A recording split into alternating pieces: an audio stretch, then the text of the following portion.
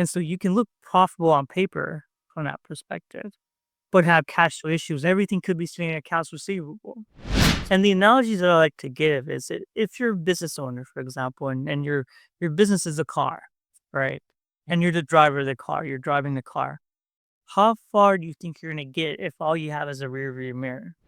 My kids are not gonna remember if I missed a recital.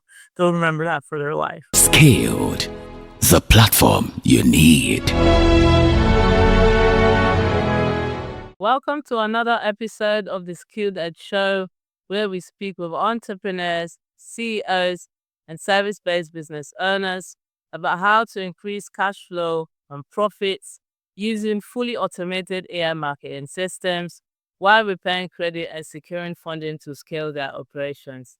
In this show, we don't just talk about business growth, we dive deep into the human side of success, exploring the four core domains that shape who we are: our body, being, balance, and business. So sit back and get ready for a powerful, insightful conversation that goes beyond profits and systems into purpose, mindset, and meaning. Today, I'm thrilled to have Rush Shah with us. Rush is an accomplished chief financial officer with a strong strategic vision and more than 20 years of experience across publicly traded and privately owned companies in the professional services and healthcare services industry. He is known as an innovative problem solver and team player who helps organizations build a strong foundation of growth by using business intelligence and data analytics to increase revenue, improve operational efficiency, and maximize margins. Previously, Rush shared he served as a CFO at Napa Center, a healthcare company with 9 global locations. Prior to that, he held leadership roles at Providence and Kaiser Permanente, where he played a key role in driving transformative financial initiatives. Welcome to the show, Rush. It's such a pleasure to have you here. Yeah, thank you, Shiba. I look forward to the conversation today. Right. So let's start with your journey. How did you get into the finance industry? Was it a path you envisioned for yourself? The truth is, no, it really wasn't. Finance was probably the last thing I ever thought I wanted to do. Um, when I was young, I always thought I wanted to be a doctor or something in the healthcare sector, to be honest with you. But I remember when I was in college, I had taken a course in organic chemistry. I remember, and that was one course I was just not ready for, nor did I really like that well. So through that journey and taking courses I did not like, including biochemistry while I was in college, I realized, you know what, maybe it's not the path I want to go. And so, I got into taking economics classes when I was there in college and finance classes. And I really liked that piece. And so that's kind of where my journey began was through college, where I decided to shift gears and learn and move more towards into finance for my career. Yeah. Right. So was that a defining moment that pushed you towards becoming a CFO? Yeah, honestly, it was. Well, it wasn't the task I wanted to be a CFO. So, hey, I can't wait to be a CFO one day. I think it was through a progression of different career journeys over time of having experience, taking on leadership roles, managing projects, that you really learn what you want to do and where you want to be. And I think that was a pivotal moment when I took on, for example, a CFO role at Napa Center, where we grew that company from 15 million to over 40 million in revenue, for example, or roughly, right? So, but those were just some of the defining moments that really defined where I wanted to be. Right. So I see you've worked with a lot of healthcare organizations. What is it about the finance industry that actually draws you in? Well, let's be honest with how it works for a business. You need money to survive. Without money, there's no survival in business. So I think part of what I really enjoy is learning and strategizing. How do we create a more efficient business? How do we grow this business? How do we increase business valuation? So those are things that keep me up at night, but I enjoy the challenge because business isn't always black and white. There's so many factors that go into running it. And so I enjoy the challenge. Yeah. So what's the most rewarding part, working with healthcare organizations? Yeah, well, I think, for me, it's been about just the journey of learning and helping out. Um, Healthcare has its own nuances, let's be honest, and in the industry itself, it doesn't quite move as fast as tech would sometimes, but Mm. there is a piece of helping out individuals that I enjoy it. There is a piece of understanding these challenges and understanding what can we improve and what can we not improve from that standpoint. So that's been my journey from not only taking what I learned in the healthcare environment, but also applying it to other service-based businesses as well. Yeah. Okay. So is that a unique perspective that you bring to your clients? Yes, it is. It is. We tend to have a specific niche. Hey, you're healthcare, but the truth is, a lot of what we apply applies to many other businesses as well in the service-based industry. The way we expand it upon, um, whether you're a law firm, you're a marketing firm, um, or a construction company. I mean, you're providing a service, and there are a lot of commonalities between what healthcare does in the financial sense. Let's be honest with you and these other businesses that we serve too, and how do we improve their finances? Right. So now that we've talked about your professional journey, I'd like to go deeper into areas that shape not just our careers, but also our lives as a whole. And I think exploring them gives us a more complete picture of success. So, as entrepreneurs, we carry a lot mentally, emotionally, and physically. How do you prioritize your physical health and how has it impacted your work? Certainly, that's a really great question. One thing we forget as entrepreneurs is that our brains are on 24/7. I think I worked harder and longer in my career as an entrepreneur that I have when I was in corporate finance. Mhm. That is because I'm constantly thinking, how do I do this better? How do I approach this? What's the way to tackle this? And so you have to take a moment and step back and realize that this work life balance is important, or at least finding a way to merge the two, if that makes sense, right? If you're working all the time, if I'm constantly working, I don't have time for family. Let's be honest. There's only one thing I can do at a time. Right. And so you have to learn how to compartmentalize how you're going to do what and what to focus in on and what is important at the moment. Mhm. Right. Yeah.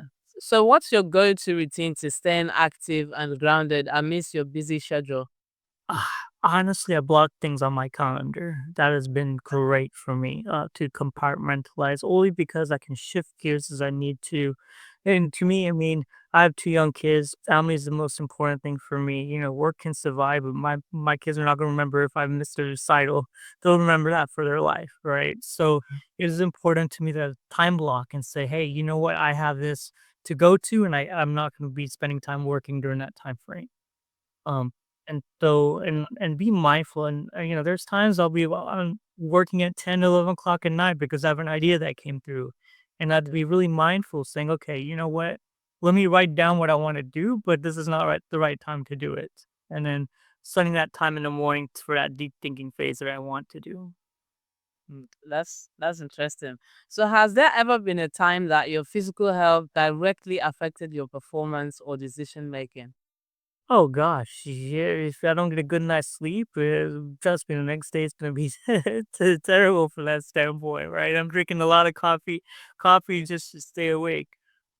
And so it is important to prioritize sleep, but also exercise as well. I think we forget that uh, exercise is key to physical health, and then allowing ourselves to be also mental health is just as important. So going for a walk, taking some time for yourself, um, to clear your mind and your thoughts, right, is really important. Yeah. So, for many people, faith, mindfulness practices are at the center of their daily lives. So, how does your faith or sense of being influence your business and your relationships? At the end, it comes with purpose. You gotta define your purpose. You started a business. Why? Why did you start your business first? What did you want to achieve, and what did you hope to achieve? So it's identifying that piece first. And sometimes what we don't want to achieve is a lot different than what we would like to achieve. what we like to achieve is something that we aim for. So we're always constantly going to that piece. Mm. And sometimes in life it changes.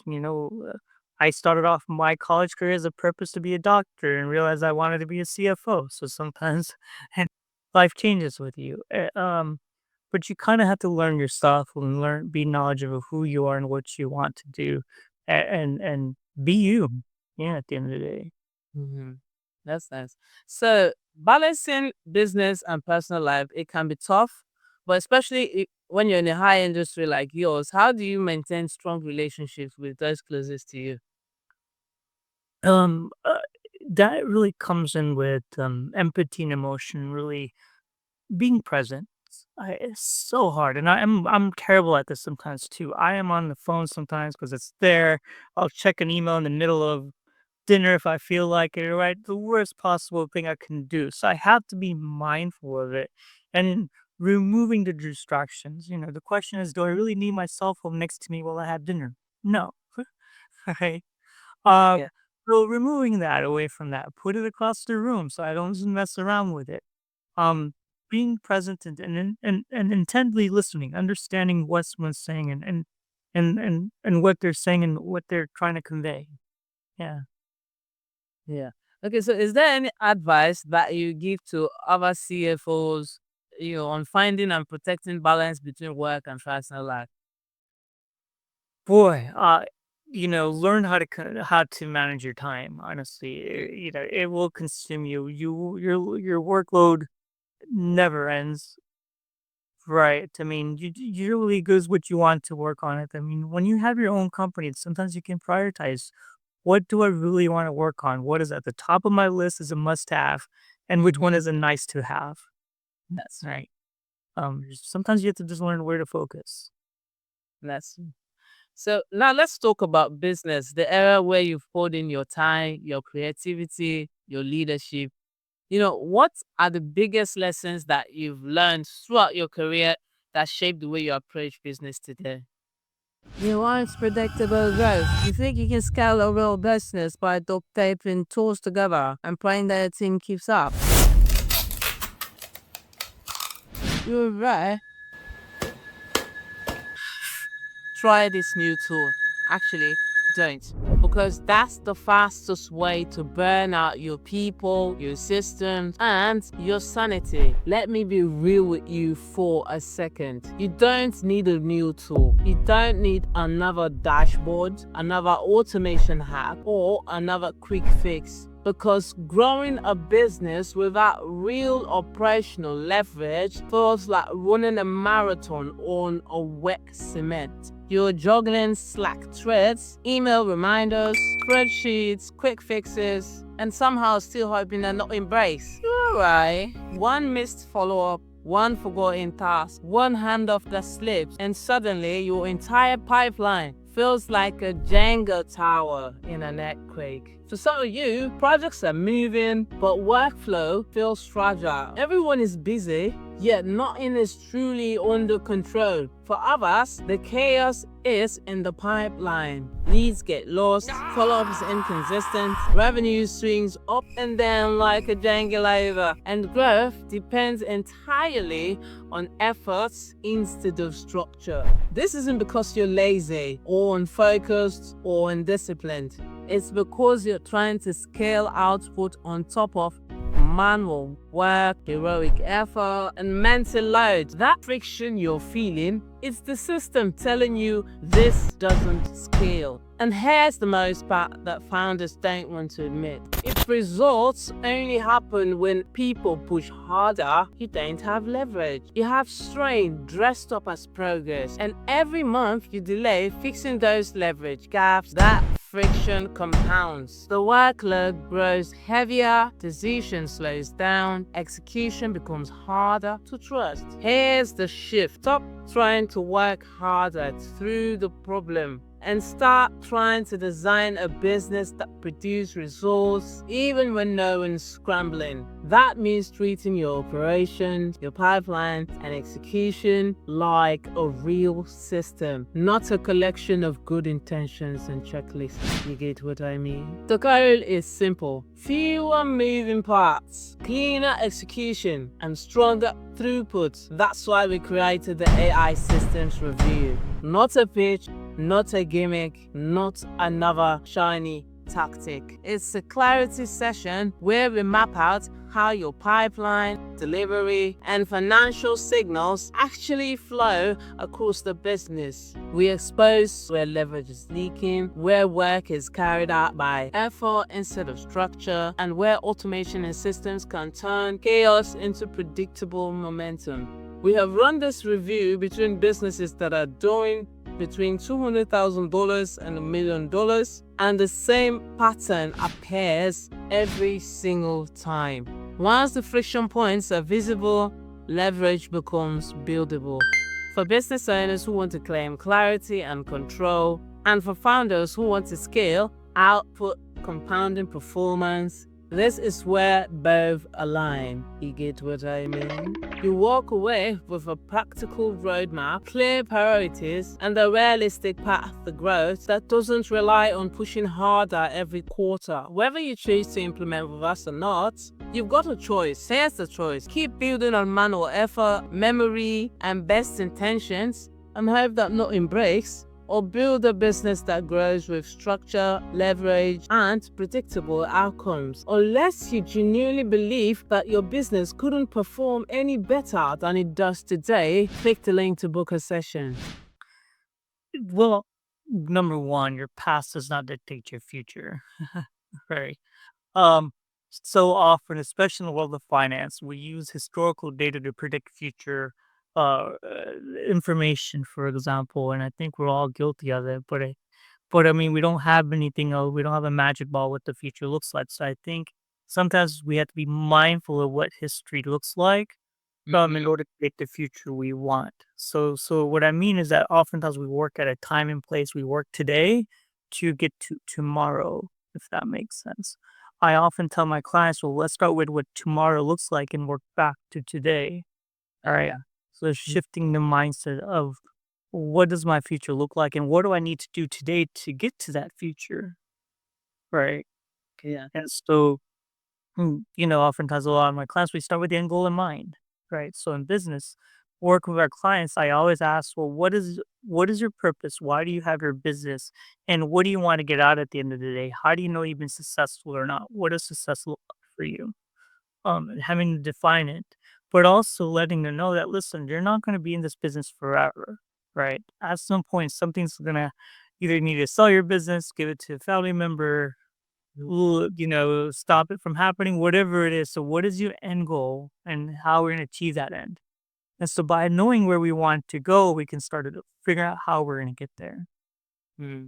Those are very important questions. So what's something that you wished you knew when you were starting out? Right. Wow. Something I wish. The importance of a good network.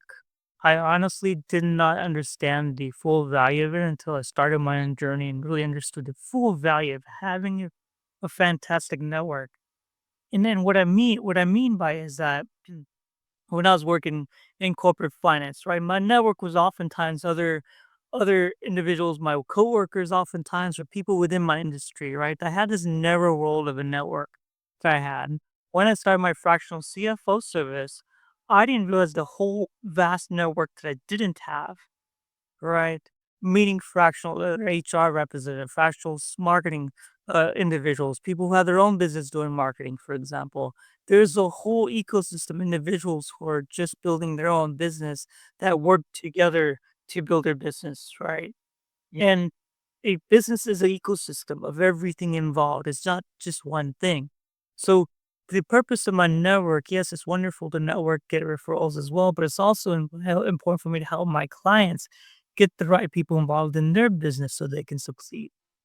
And so I would say that having a build a early network early, um, and a valuable network, right? It's not about quantity, it's about quality. That's very insightful.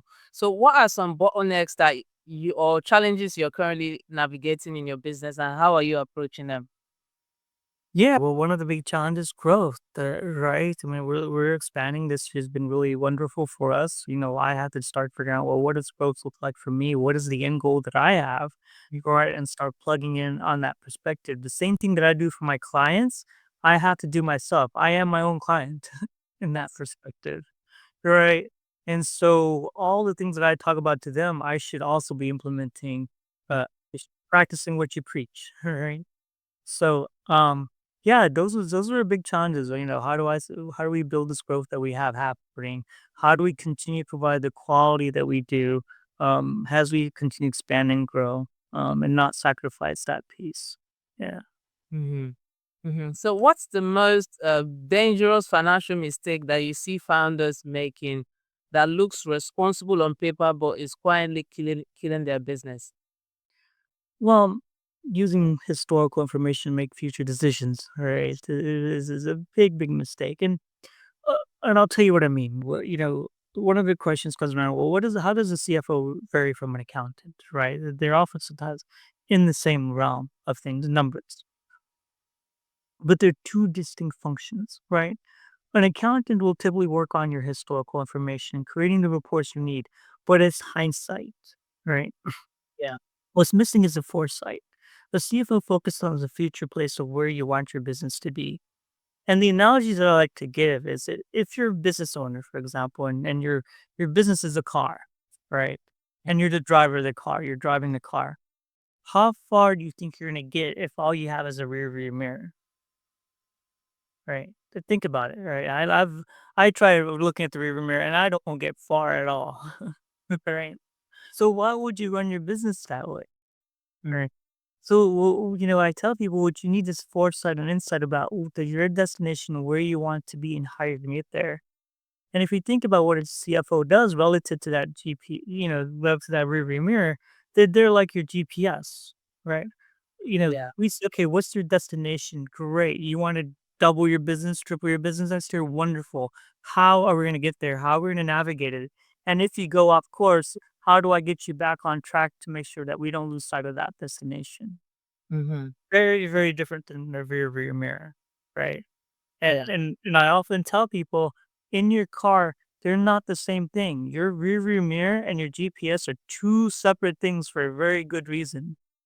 And so in your business, don't treat them as the same thing. Don't have that same person trying to do both of them for you. They're not going to be the best at. They're going to be great at one and terrible at the other. That's true. Yeah. So, what roles have systems, automation, and even access to funding played in helping you scale and stay consistent?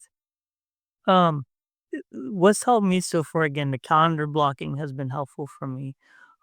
Utilizing AI wherever I can, whether it's to automate certain things or build certain things, I've been found it very, very helpful for um helping things. That's not to replace certain things, right? And that we have to be careful about what we want to replace versus what we want to alleviate, if that makes sense.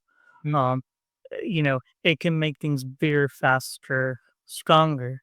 The caution that I often have is that if you put full force into AI, right?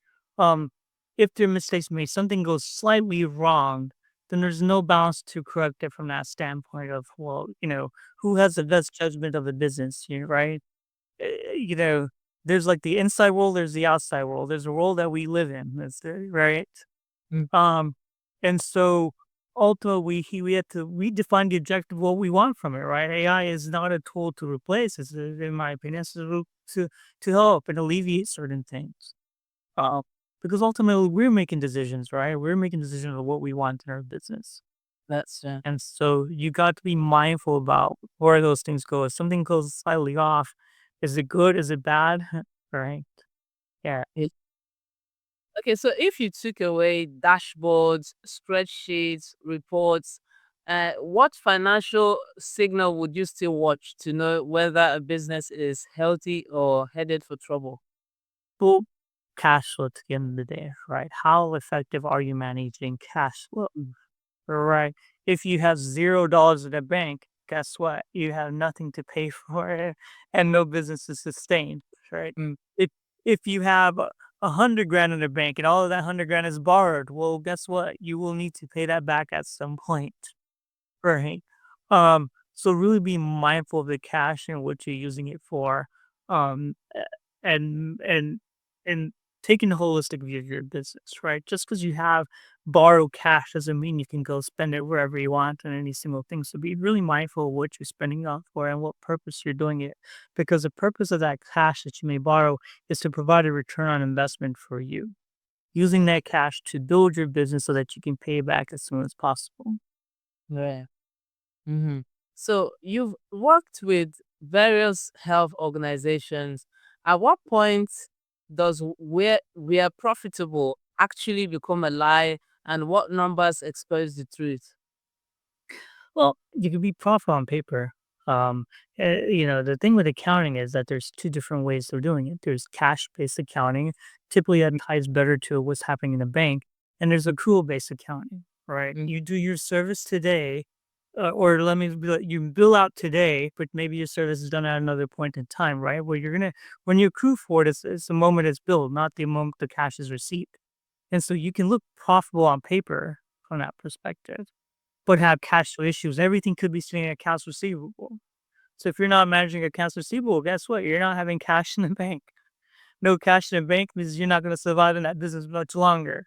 Right. Mm. Your revenue could look great on paper, your profit can look great on paper, but your cash isn't going to lie at the end of the day. Right. Mhm. Yeah. Um, so yes, you could, you have to be mindful how you do that. Yeah. Hmm. Okay. So at the Skill Edge Show, we talk a lot about giving business owners the edge through fully automated AI marketing systems, credit repair, business funding. What's your take on the importance of financial stability and automations in a company's growth strategy? It's huge. I mean, look, you need revenue as a component for you, right? But I think revenue, top line revenue, isn't the number to say, hey, is this business valuable or not at the end of the day, right? If you're looking to sell your business, people want a cash flow positive business. They want to see it generating cash, and from that standpoint, I mean, you can have a high revenue. There's plenty of companies out there that have tons of revenue and no cash to show for it, right? Yeah.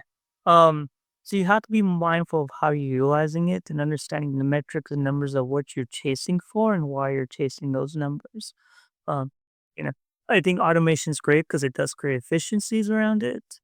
I think having an automated email campaign in any ways or anything that can help you generate revenue is important. Um, I think it's important to allow the human element on it from that standpoint. Um, but having the right mix to identify what it is that you want to achieve from it. Right. Okay, so looking ahead, what's next for you? Do you have any big goals, upcoming projects, or both in business and in finance and in your life? Well, yeah, great question. What's next for me? I mean, the only thing on my mind is growth right now. um, how we expand, but not I think I want to step back a little bit from that perspective. Growth also from the perspective of education, right? I think much of my mission now has been just to educate small businesses. Mm. Um, I personally believe, and from what I've seen so far, is that many business owners struggle in silence. Right? I rarely ever see a LinkedIn post saying, "Hey, guess what? My company has lost a whole bunch of money next year." Right? I don't see it. Do you? I mean, people. So it's a silent suffer. They will brag about. People will brag about how much money they made. Sure, to tell the whole world, but no one's going to tell you about how you had these sleepless nights, how much you're struggling. Finance is a very personal thing, Yeah. and without the right help, without the right people to help in that piece, you kind of do it all alone. I mean, as an entrepreneur, we wear many hats, but we have to be really mindful of what we're good at and what we're not good at, right? Um, Yeah. but we can be part of everything. I mean, honestly, I can learn marketing. I can probably learn HR. I can probably learn everything in the business. Do I need to know? You know what? Because I'm not going to be the expert at everything. Right. Same. So hire the right people for the right things. They have spent their entire career learning something. That's Why try to do it yourself? honestly, what besides the control part, what benefit did I give you, right? None, in my opinion. Yeah, that's it. Yeah. Uh, So how can people connect with you to learn more about what you do? yeah, you can find me on LinkedIn as under Rush Shaw, and my company is called Modern CFO. You can email me. My email is rush@moderncfoservices.com. And that is also named in my website, moderncfoservices.com. So those are the best ways to contact me. Yeah. But are you on Instagram or just LinkedIn? Just LinkedIn. Yeah, that's the only place we're on. Yeah. Yeah, so thank you so much, Roche, for joining us today and sharing your expertise as a CFO and also your personal insights on purpose, health, and balance. It's been a pleasure having you on the Skilled Edge Show. I know that our listeners will take away powerful lessons from your story. To everyone tuning in, thanks for listening. If you enjoyed this episode, don't forget to subscribe, leave a comment, share it with someone that needs a little bit of inspiration. And this episode was brought to you by No Lona, helping entrepreneurs streamline their operations, automate growth, prepare credit, and secure the funding they need to scale with confidence. Until next time, keep your edge, keep growing, and remember you're not alone. Appreciate it. Thank you. Skilled, the platform you need.